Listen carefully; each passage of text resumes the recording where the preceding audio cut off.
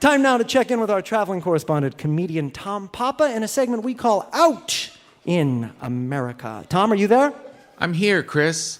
On behalf of Live From Here, I'm continuing my journey across the country, trying to shine a light on all the good people in America. This week, I ended up in Atlantic City, New Jersey, on a glorious early spring day. The boardwalk was filled with people who looked like they were seeing the sun for the very first time. The boardwalk hasn't changed much since it was built in 1870, but the men and women who once walked along in suits and dresses now waddle forth in flip-flops and sleeveless shirts that say things like, "I love yoga pants." There's something about Atlantic City that makes me want to eat food that I know I shouldn't be eating. Maybe it's the sea air or the sunshine, but more likely it's just the fact that I'm in New Jersey. There was a pizza place that was possibly the most beautifully unhealthy place I've ever seen. They offered tater tots, hot dogs, fried clams, funnel cakes, ice cream sundaes, cheese fries, and deep-fried Oreos. Have you ever saw a list of foods that made your heart cry and you started ordering anyway? I have. That's where I met Tony, the pizza maker and owner, who greeted me the same way he does all of his customers, by asking, "What the hell do you want?" Have you ever ordered a slice of pizza from a guy who looked like an ultimate fighting champion who just got out of jail? I have. I ordered a slice and continued talking to him as he worked. This annoyed him even more, but he was too much of a showman to make me go away. Tony has been working here his entire life, and he's not very happy about it. His grandfather opened the place and would bring him along when he was a kid. Tony would play with the dough, sweep up, and even make pizzas. They made it seem like something fun to do after school, he said. But then I woke up 30 years later and realized I had been kidnapped.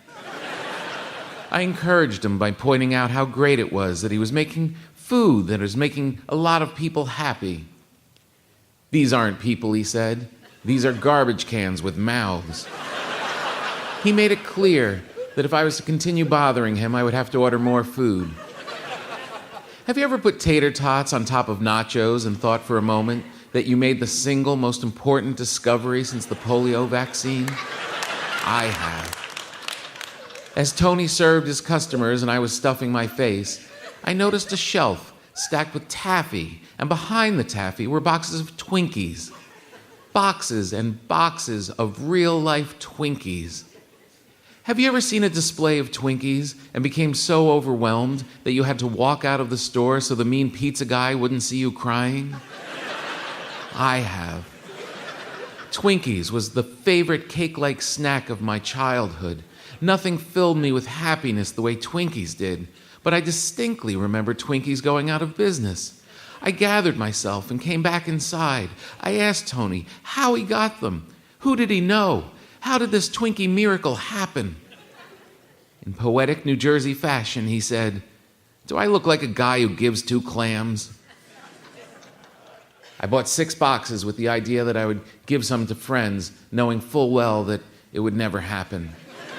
Have you ever had people shoot you strange looks on the boardwalk, and when you caught your reflection in the casino window, realized you were actually skipping along like a little schoolgirl?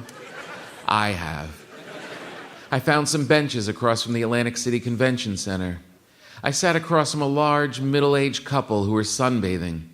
They had big, giant, big gulps resting on their tummies, their shoes off, and their faces turned towards the sun like 2 majestic sea lions.